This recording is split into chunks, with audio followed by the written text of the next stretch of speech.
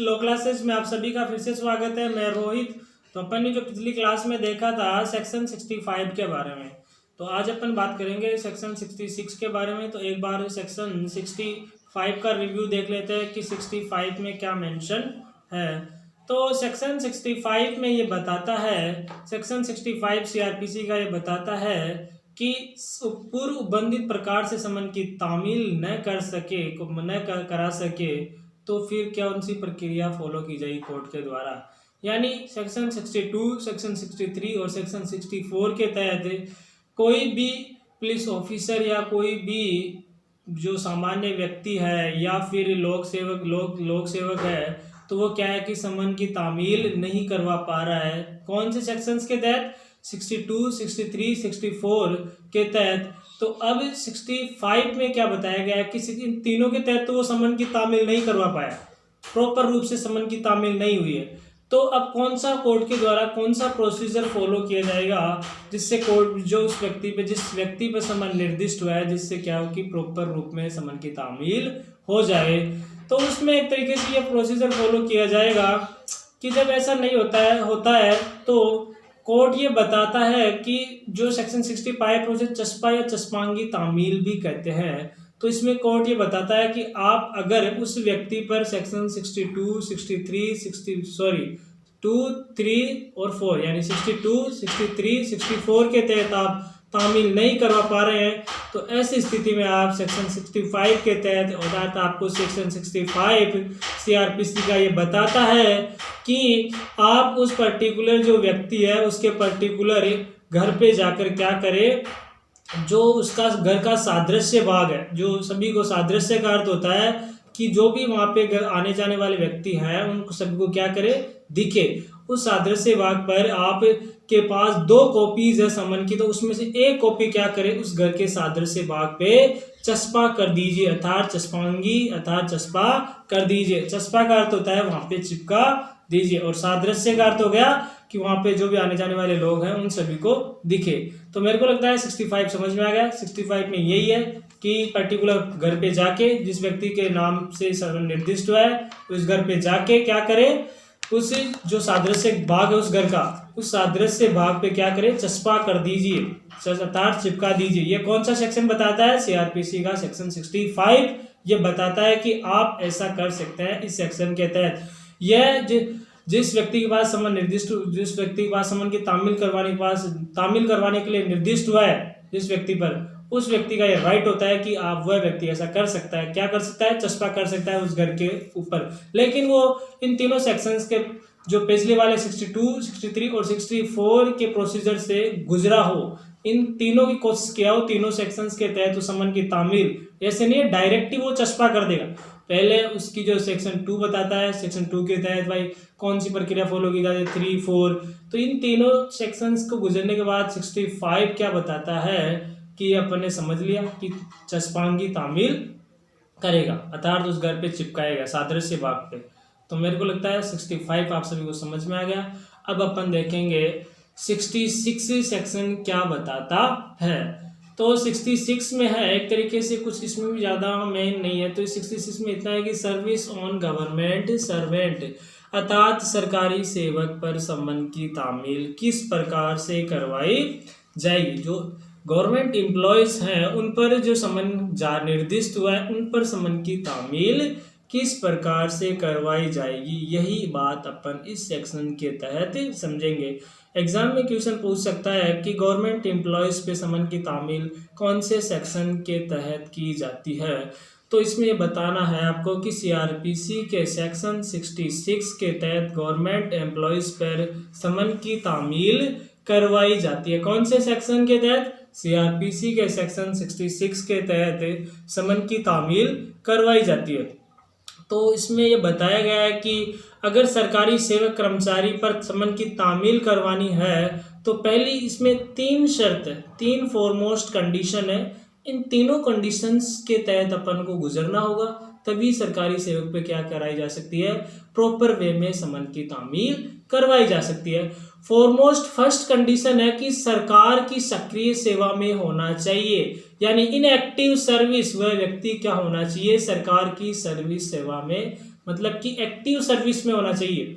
भाई ये सब नहीं है कि ऑन ड्यूटी होना चाहिए, ऑफ ड्यूटी नहीं होना चाहिए। ये नहीं है कि भाई वो गवर्नमेंट एम्प्लॉयज तो है लेकिन क्या करा हुआ है, अभी वो लीज मतलब कि घर पे गया है छुट्टियों पर, ऐसी स्थिति में ऐसा सेक्शन 66 इसमें काम नहीं करेगा। लेकिन क्या होना चाहिए, वो ऑन ड्यूटी होना चाहिए, एक्टिव सर्विस में होना चाहिए। फिर दूसरी बात आती है कि जो समन की एक प्रति है उसका जो प्रधान जो व्यक्ति है उसको प्रेषित की जाएगी। यानी जिस व्यक्ति पर निर्दिष्ट हुआ है उस व्यक्ति का प्रधान जो कोई व्यक्ति है उसको क्या की जाएगी, उसकी एक कॉपी, डुप्लीकेट कॉपी उसको निर्दिष्ट की जाएगी। अब तीसरी फॉरमोस्ट बात आती है कि जो क्या करेगा, सम्मानित व्यक्ति है जो इसमें जो क्या करेगा, संबंधित व्यक्ति को तामील करवाकर प्रेषित करेगा, किसमें, न्यायालय में।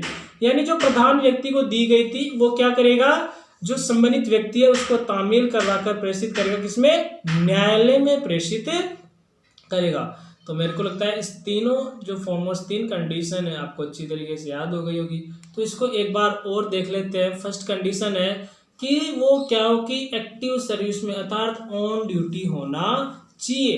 कौन, जिस व्यक्ति पे क्या कि समन निर्दिष्ट हुआ है वे व्यक्ति ऑन ड्यूटी होना चाहिए। अब दूसरी बात है कि उसके प्रधान अधिकारी को जो समन की एक कॉपी है वो क्या है कि उसके प्रधान अधिकारी को दी जाएगी।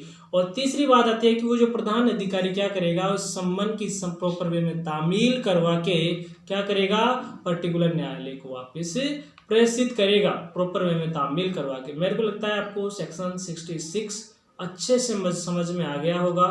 तो अब अपन बात करेंगे अगला सेक्शन क्या कहना चाह रहा है, कौन सा है, सेक्शन 67। सेक्शन 67 में क्या बताया गया है कि service of summons outside local limits, यानी स्थानीय सीमाओं के बाहर, यानी स्थानीय सीमाओं के बाहर समन की तामील किस प्रकार से की जाएगी। यानी कोई व्यक्ति है वो जो भी लोकल जुरिडिक्शन है वे अपनी स्थानीय अधिकारी से पहले क्राइम किस में किया, मतलब कि क्राइम भी हो सकता है। अब समन, सबसे पहले ये समझिए कि समन किन व्यक्तियों पर जारी होता है, या तो कोई एक्यूज्ड होगा या फिर कोई साक्षी के रूप में होगा, यानी गवाह के रूप में, तभी तो कोर्ट के द्वारा समन जारी किया जाता है उसे तलब करने के लिए। और एक्यूज्ड होगा तो एक्यूज्ड के रूप में, और साक्ष्य होता है साक्ष्य के रूप में उसे क्या किया जाएगा, तलब किया जाएगा, अर्थात उसे बुला लीजिए। तलब का अर्थ होता है कि कोर्ट के समक्ष बुला लीजिए, जिससे कोर्ट की जो भी जुडिशियल कार्रवाई अर्थात कोर्ट की जो ट्रायल है उसमें क्या है कि आसानी हो सके। तो ये दो ही बातें, तभी क्या है कि समन जारी किया। ऐसा तो है नहीं कि और कोई फालतू चीज़ों के लिए समन जारी करेगा कोर्ट, ये दो ही है, या तो एक्यूज्ड होगा या साक्ष्य होगा। तो ऐसी चीज़ों में क्या है कि कोर्ट क्या है, समन जारी करता है। तो अब मान लीजिए एक तरीके से जिस व्यक्ति पे समन निर्दिष्ट हुआ है वह अपनी स्थानीय अधिकारिता में नहीं है। अब स्थानीय अधिकारिता में नहीं है तो ऐसा क्या, ऐसी कौन सा प्रोसीजर फॉलो किया जाएगा कि उसकी जो उस समन की उस व्यक्ति पर प्रॉपर वे में तामील हो जाए। तो ऐसी स्थिति में क्या करेगा, जो व्यक्ति वो समन की जिस पे निर्दिष्ट हुआ है वो जिस भी मजिस्ट्रेट की अधिकारिता में गया है उस मजिस्ट्रेट को जो स्थानीय अधिकारिता वाला मजिस्ट्रेट है उस मजिस्ट्रेट को क्या करेगा, उस समन की प्रति उसी मजिस्ट्रेट की अधिकारिता में भेज देगा। यानी जिस मजिस्ट्रेट या अधिकारिता में व्यक्ति रह रहा है, काम कर रहा है, चाहे कुछ भी कर रहा हो, वहाँ पे क्या करेगा, उस न्यायालय में एक प्रति भेज दी जाएगी और उस न्यायालय के मजिस्ट्रेट द्वारा उस पर प्रॉपर वे में तामील फिर क्या करेगा, जो उस न्यायालय में भेज जाएगी उस न्यायालय का मजिस्ट्रेट क्या करेगा, तो उस न्यायालय का मजिस्ट्रेट उस पर प्रॉपर वे में तामील करवाएगा, किसमें, समन की प्रॉपर वे में तामील करवाएगा। और उस पे तामील करवाने के बाद वापस से उस प्रति को जिस कोर्ट के द्वारा उनके पास भेजी गई थी उसको क्या है कि वापस से भेज दी जाएगी और उस पे क्या है कि प्रॉपर वे में तामील मान ली जाएगी। भाई आप सभी को समझ में आ गया होगा मेरे को लगता है। तो एक बार रिव्यू और देख लेते हैं कि मान लीजिए जिस व्यक्ति पर समन निर्दिष्ट हुआ है और वह व्यक्ति अपनी स्थानीय अधिकारिता में नहीं रहता है, जहाँ पे समन निर्दिष्ट हुआ है उस मजिस्ट्रेट की स्थानीय अधिकारिता में व्यक्ति नहीं रहता है, यानी उस मजिस्ट्रेट की स्थानीय अधिकारिता में नहीं रहता है। तो ऐसी स्थिति में क्या किया जाएगा, उस मजिस्ट्रेट द्वारा उस समन की एक प्रति उस मजिस्ट्रेट के पास भेजी जाएगी जिसकी वो व्यक्ति जो एक्यूज हो सकता है, साक्ष्य हो सकता है, कुछ भी हो, उस मजिस्ट्रेट की स्थानीय अधिकारिता में भेजी जाएगी जिस मजिस्ट्रेट की स्थानीय अधिकारिता में वह निवास कर रहा हो, चाहे कोई भी कार्य काम धंधा करता हो। तो उस मजिस्ट्रेट की जिस मजिस्ट्रेट ने समन जारी किया है और वह मजिस्ट्रेट क्या करेगा, दूसरे मजिस्ट्रेट की स्थानीय अधिकारिता में भेजेगा।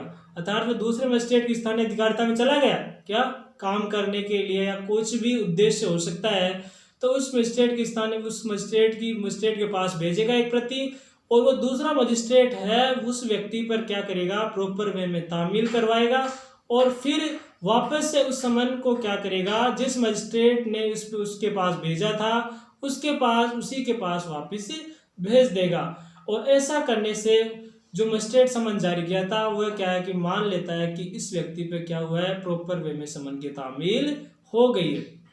तो आज अपन सेक्शन 67 तक ही देखेंगे और अब जो अपना नेक्स्ट लेक्चर आएगा सेक्शन 68 आएगा।